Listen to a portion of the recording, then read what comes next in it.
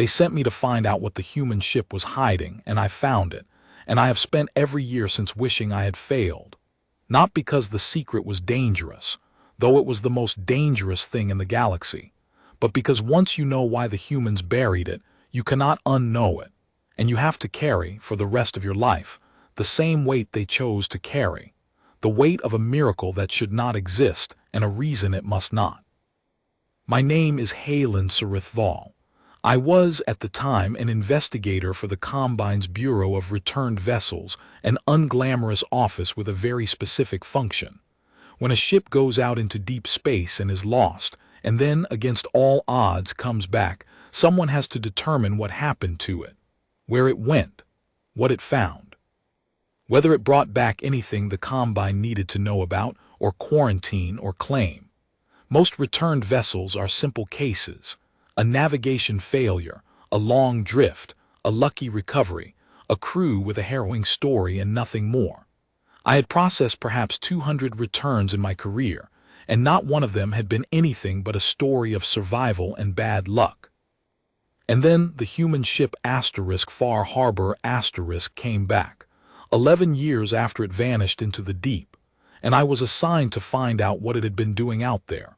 And the case broke my understanding of the galaxy and of the humans, and in the end, of myself. I want to tell you what the work taught me, because 30 years of it had made me an expert in a very particular thing, which was the way people behave around what they have brought back from the dark. A returned ship is never just a ship. It is a crew that has been somewhere the rest of us have not, that has crossed into the deep and come back changed. And my real work was never the machinery or the logs, it was the reading of changed people. I had become, over the years, a kind of specialist in the deep's effect on those it returns.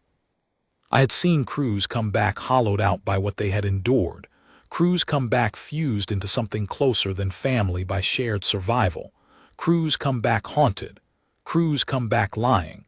There are many ways the deep marks the people it gives back.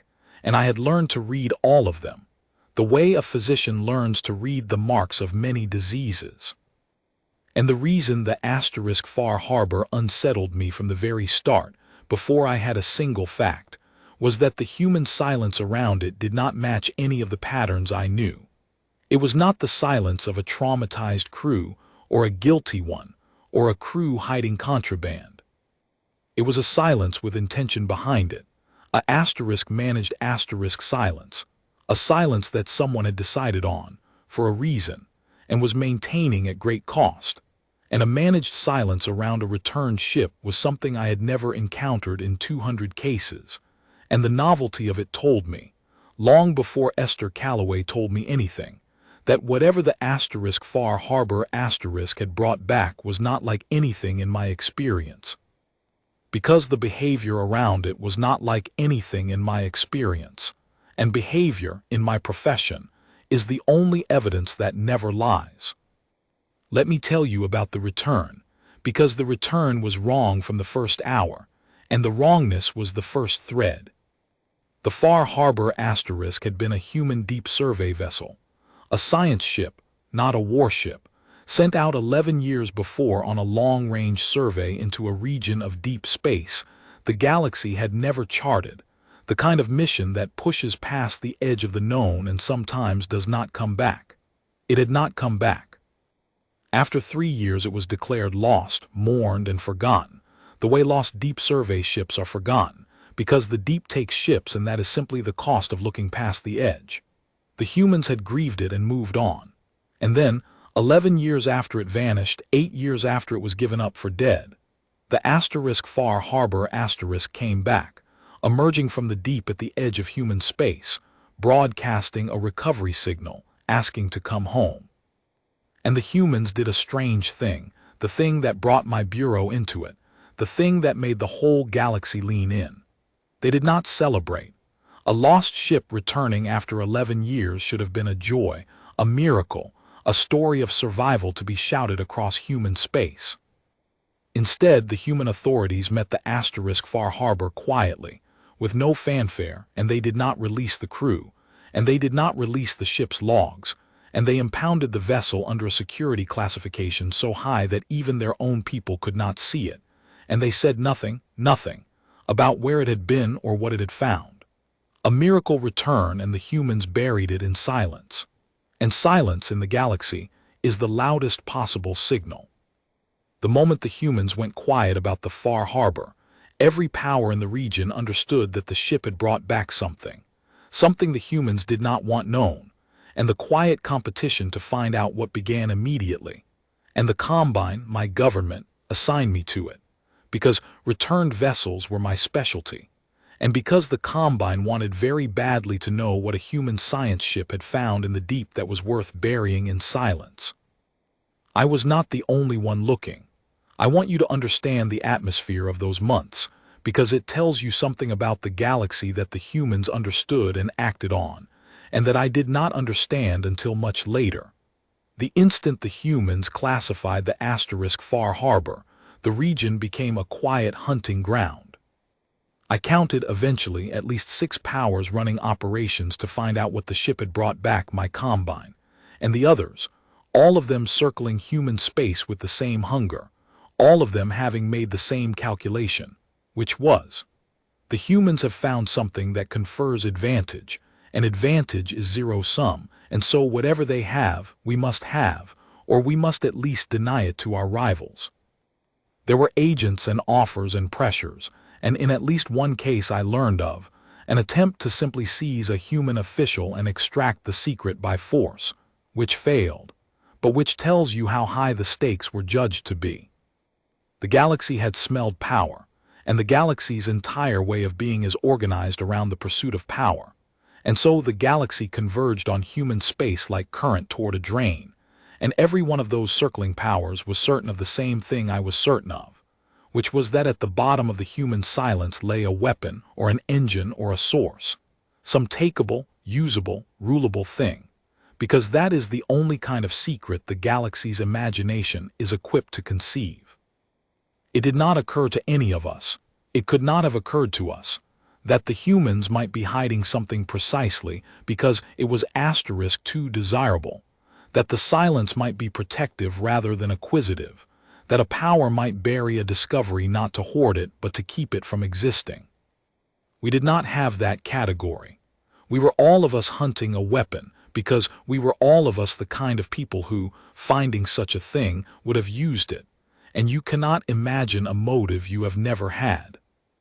That was the first thing the Far Harbor asterisk taught me, before I ever learned its secret, that the galaxy's certainty about what the humans were hiding was really a confession about what the galaxy itself would have done.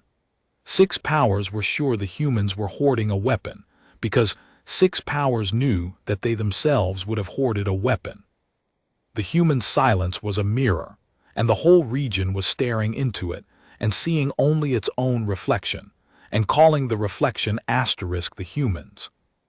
I want to be honest about why the galaxy cared so much, because it is not a flattering reason and it bears on everything. The galaxy cared because the galaxy assumed the worst, which is to say the galaxy assumed the most valuable. A ship that vanishes into uncharted deep space for 11 years and comes back to be instantly classified is a ship that found asterisk something, and in the galaxy's imagination, something meant power, a new technology, a weapon, an energy source. A discovery that would shift the balance, that whoever controlled it could rule with, and the humans, by hiding it, were assumed to be hoarding it, keeping their discovery secret while they learned to exploit it, the way any power would. That was the universal assumption. The humans had found something in the deep that would make them dangerous, and they were hiding it until they were ready to use it. Every power in the region believed this, and every power in the region wanted it first, and I was sent to get it for the Combine, and I went, believing exactly what everyone believed, which was that I was hunting a hidden weapon. I was wrong about what it was. But I was right that the humans were hiding something, and I was right that it was the most important thing in the galaxy, and I was right that it should not exist. I was only wrong about what kind of thing it was, and the kind of thing it turned out to be is the whole of this story. I should tell you something about myself, because it matters to how I received what I found. I was a good investigator, and I was a good investigator for an unglamorous reason, which is that I did not particularly want anything. Most investigators are driven by ambition, by the hunt, by the wish to rise in their service, and their wanting makes them sharp but also makes them blind in a particular way, because a person who wants something sees what serves the want. I wanted very little. I had lost my family young, a transit accident, the ordinary kind of catastrophe that the galaxy is full of. No story to it, just the sudden absence of the people I loved. And I had come out of that loss into a quiet, wantless adulthood, the kind of person who does his work carefully and goes home to an empty set of rooms and does not reach for more, because reaching had once cost me everything and I had not, in truth, recovered the nerve for it. That made me a good investigator. I saw clearly because I was not trying to see anything in particular. And it made me, though I did not know it, exactly the wrong person to learn the secret of the *Far Harbor, because the secret was a thing that worked on the grieving, and I was, beneath my careful, wantless surface, one of the most grieving beings in the galaxy, a man who had lost his family young and never stopped missing them, and had simply built a life quiet enough that the missing did not show. The human secret was a key, and my grief was the lock it was cut for, and I did not find that out until the secret was already inside me. The investigation took the better part of a year, and I will not bore you with the procedure of it. The interviews that went nowhere, the impounded logs I could not access, the careful human officials who told me courteously that there was nothing to discuss. The humans were very good at the silence. I came to admire it over that year, the quality of their silence, because it was not the silence of people hiding a crime, which has a particular nervous texture that my profession teaches you to read. It was the silence of people guarding a grave. There is a difference, and I felt it long before I understood it. The human officials I interviewed were not evasive in the way of the guilty. They were protective, in the way of people standing in front of a door they would die before opening, not because the thing behind the door was theirs, but because it was dangerous, and they had appointed themselves its keepers. I remember one of them, an old human administrator who had clearly been read into whatever the secret was, saying to me, at the end of a long, fruitless interview, not as a threat but almost as a kindness, "I can see you're good at your job. I'm going to give you the only honest thing I can. Whatever you're hoping to find here, stop hoping to find it. The people who know what the Far Harbor brought back don't sleep well. You have the look of someone who's already lost enough. Don't go looking for the one thing that would make it worse. Some doors, the lucky ones, are the people who never get them open." I thought at the time that he was protecting a weapon and managing me, and I noted his words as a pressure tactic and moved on.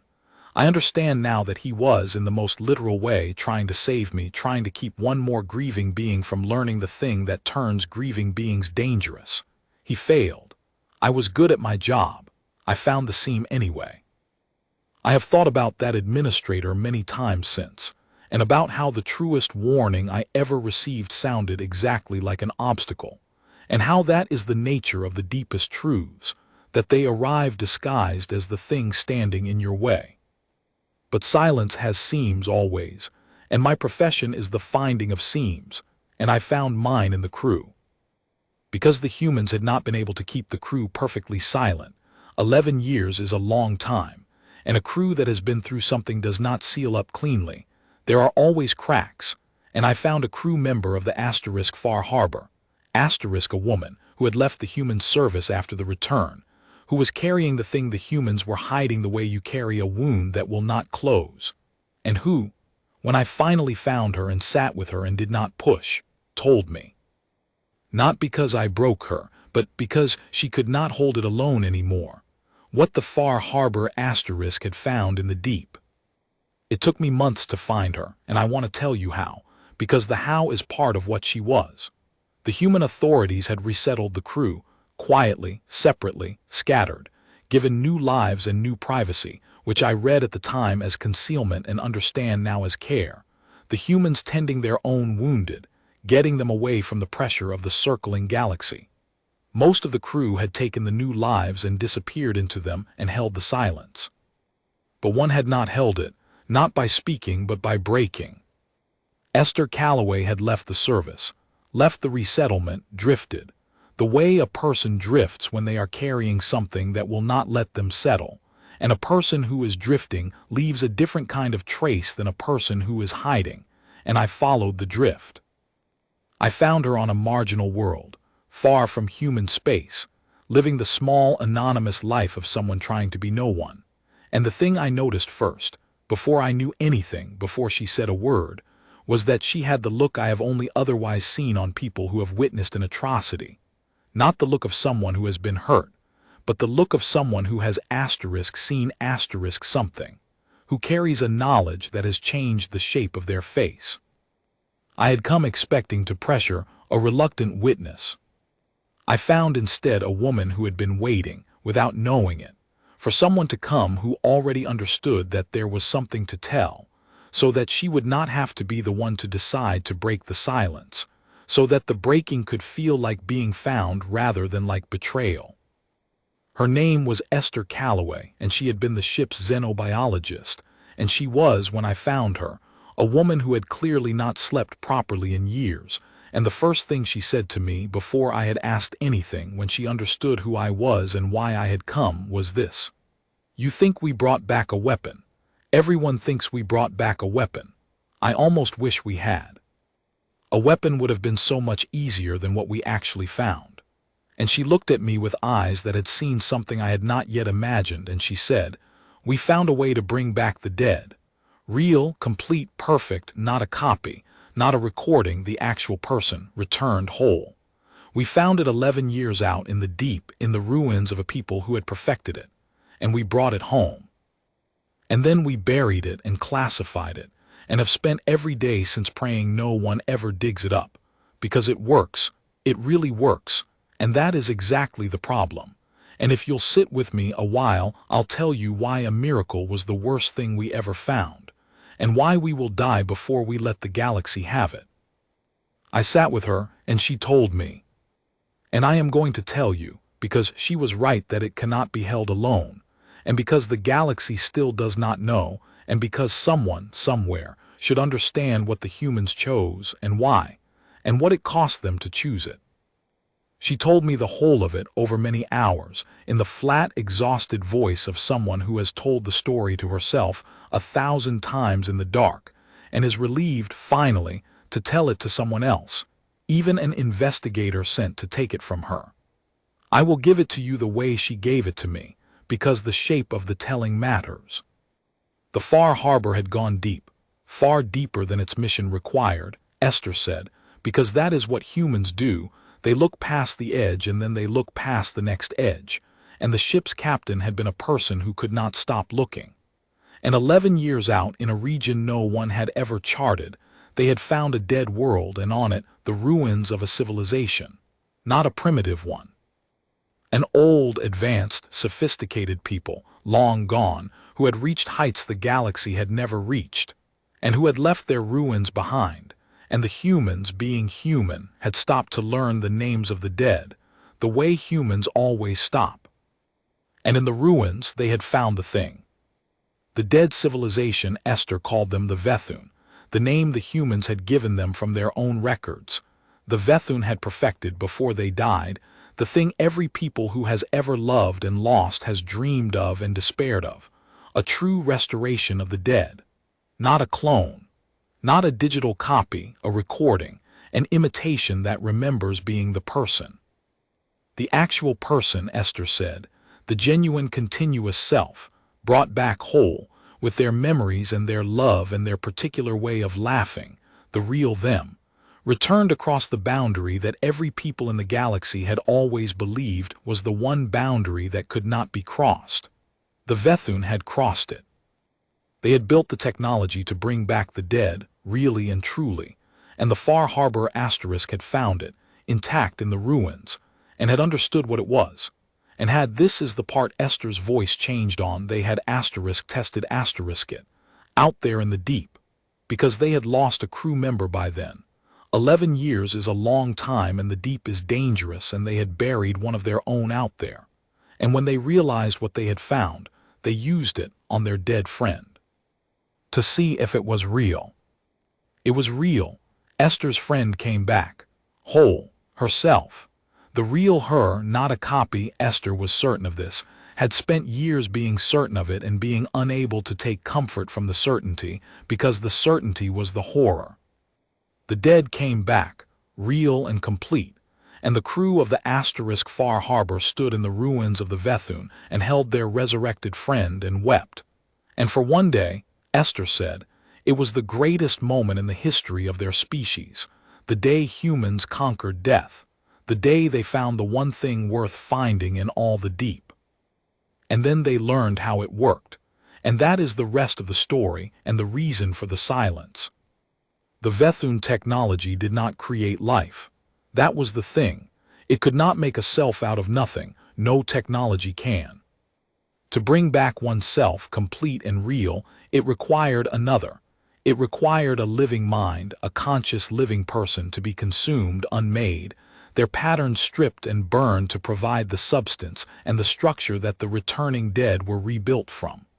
The resurrection was real, but it was not creation, it was transfer. To bring back one beloved dead person, whole, you had to feed a living person into the machine, and the living person did not survive, did not come back, was simply gone, not killed cleanly, Esther said, but unmade, dismantled down to the pattern, every part of them disassembled to rebuild the one being brought back. One life ended utterly for one life restored. That was the price. That was always the price. The Vethun had not found a way to defeat death. They had found a way to move it, to take the death of the beloved and place it instead onto someone else, someone living, someone who had not been ready to die and was unmade so that the beloved could return.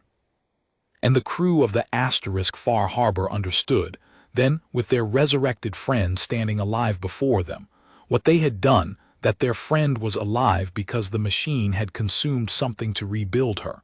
And they understood, with a horror that Esther said never left any of them, that they had to learn what it had consumed.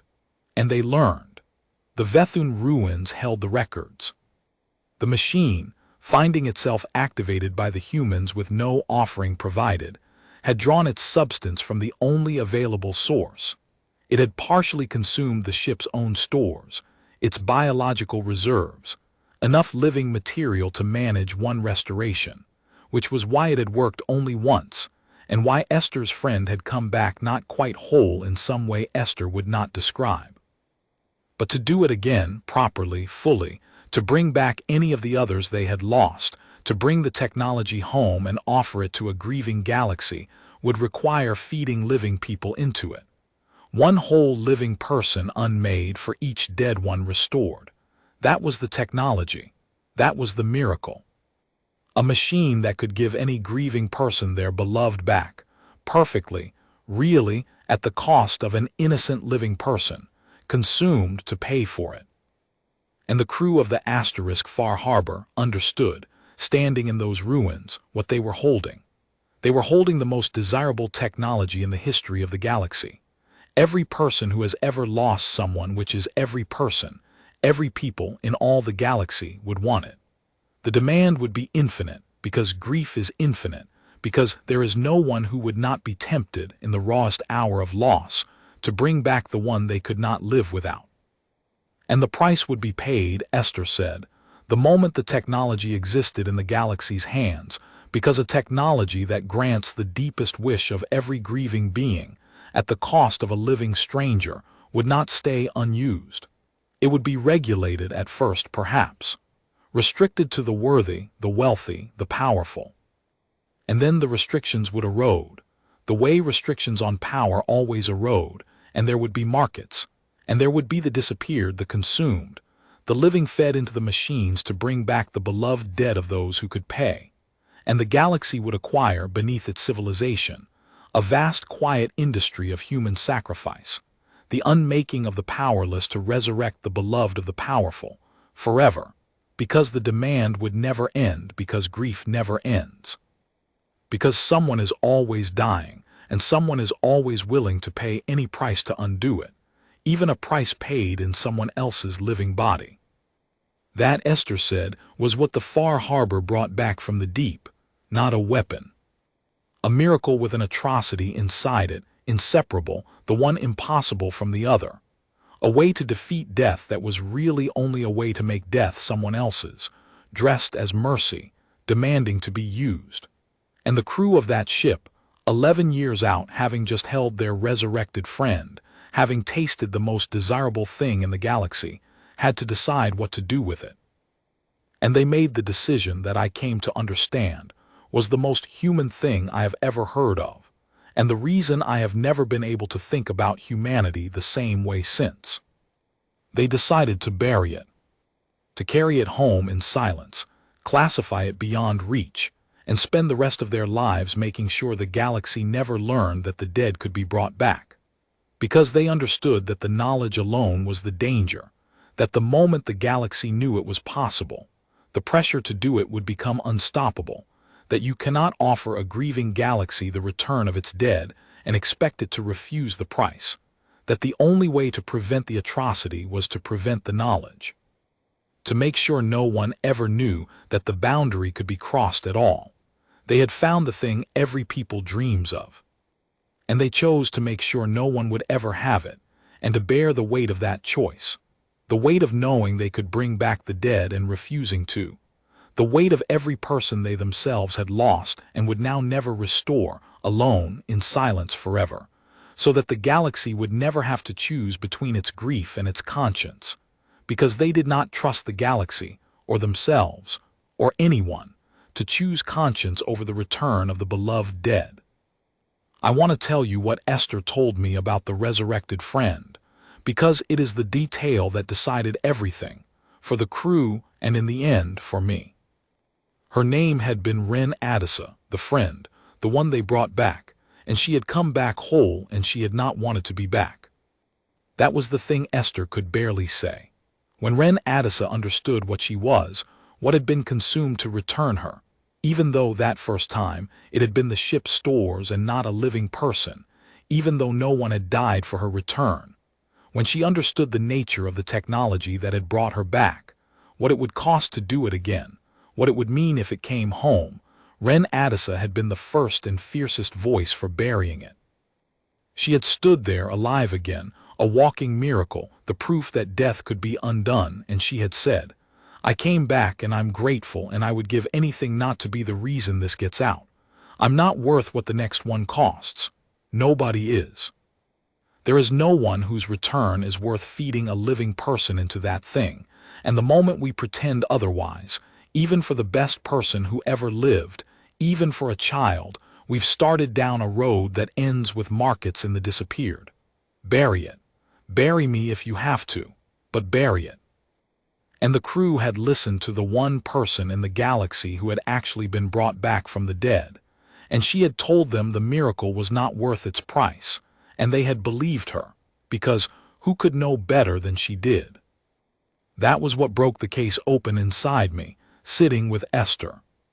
Because I had come as an investigator of the Combine, sent to find the hidden human technology and bring it home, and I had found it, and my duty was clear. I was to report what I had learned, to deliver to the Combine the knowledge that the dead could be restored, and the location of the Vethun ruins where the technology could be recovered. That was my job. That was what I had spent a year doing. And I sat with Esther Calloway in the long, exhausted aftermath of her telling, and I understood that the humans had been right about the most important thing, the thing their whole terrible silence rested on, that the knowledge alone was the danger, because I now had the knowledge. And I could feel it working on me already, the pressure they had described, because I too had lost people everyone has, and I sat there knowing that the boundary could be crossed, that my own dead could be restored, and I felt the want rise in me, immediate and enormous, the want that Esther said would rise in every being who ever learned the secret, the want that did not care about the price, because grief does not care about the price. Grief cares only about the return. I felt it.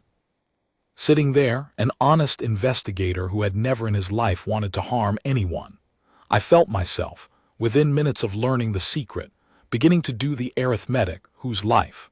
What stranger would I be willing to, and I caught myself doing it.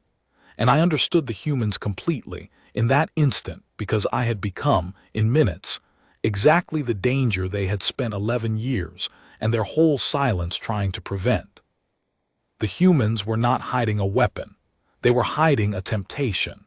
They were hiding the one piece of knowledge that turns every grieving person in the galaxy, which is everyone, into someone capable of feeding a stranger into a machine. They had looked at the most desirable thing in existence and understood that its danger was not that the wrong people would control it, but that the *right people would want it. That there was no one at all, who could be trusted to hold the power to resurrect the beloved dead at the cost of the living. Because the love is too strong and the grief is too deep, and the price is always paid by someone else. And so they had decided that the only safe number of people who could know the secret was as close to 0 as they could manage. And they had made themselves that number, had taken the knowledge into themselves and sealed it and chosen to be its grave, so that no one else would have to carry the temptation, so that the galaxy could go on grieving its dead in the ordinary way, the bearable way, the way that does not require anyone to be unmade. I had a choice to make. I had it for a long time, sitting with Esther and afterward traveling home, carrying my report unwritten. I could do my duty. I could tell the Combine. And I knew exactly what would happen if I did, not because the Combine was evil, but because the Combine was made of grieving people like everyone, and the knowledge would work on them as it had worked on me, and the wanting would rise, and the arithmetic would begin, and somewhere down that road, however many years on, however carefully restricted at first, there would be markets in the disappeared, and the galaxy would acquire its quiet industry of sacrifice, and it would all begin with my report, with my doing my duty, with my being unable to keep a secret that the humans had bled to keep. I did not write the report.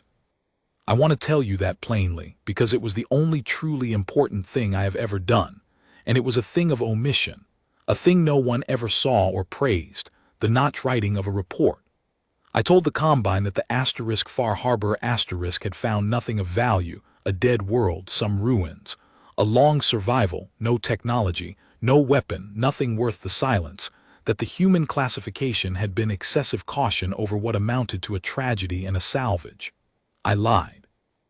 I, whose whole profession was the uncovering of hidden things, performed the one essential concealment of my life, and I buried the miracle a second time, alongside the humans, because Esther Calloway had been right that it could not be held alone, and equally right that it could not be released, and the only thing left was to widen, by one, the number of people choosing to carry it in silence. I never told anyone until now. Esther died some years ago. She gave me leave before the end to tell it when enough time had passed that the telling could no longer lead anyone back to the ruins, when the location was lost and the danger of recovery gone. And I have waited until I believed that time had come, and I believe it has, and so I am telling it, not as a secret that can be acted on, but as a thing that should be known about the humans, now that it is safely too late for anyone to do anything but understand. Here is what should be known. A human ship went into the deep and found the thing all peoples dream of, the defeat of death, the return of the beloved, and found that it was real and that it worked, and that its price was an atrocity without end. And the humans, who wanted it as much as anyone, who had their own beloved dead they could have restored, who held in their hands the most desirable power in the history of the galaxy, the humans buried it. They chose to let their own dead stay dead rather than start the galaxy down the road that ends in markets of the consumed.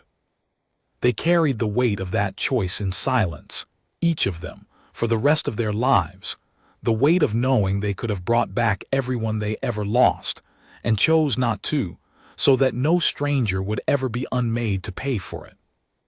The galaxy thinks the humans came back from the deep hiding a weapon. The galaxy has spent years wondering what dangerous thing the Far Harbor concealed. And the answer is that they concealed the most dangerous thing there is, which is not a weapon, which is a mercy with a price, a miracle that would have made them gods and made the galaxy a slaughterhouse. And they looked at the power to defeat death, the power every being in the galaxy would have killed to possess, and they decided that some things should not exist even though they can, that the right answer to certain miracles is to bury them, and that the truest strength is not the taking of a power but the refusal of one. When the power is real and desirable beyond measure and paid for in the lives of the innocent.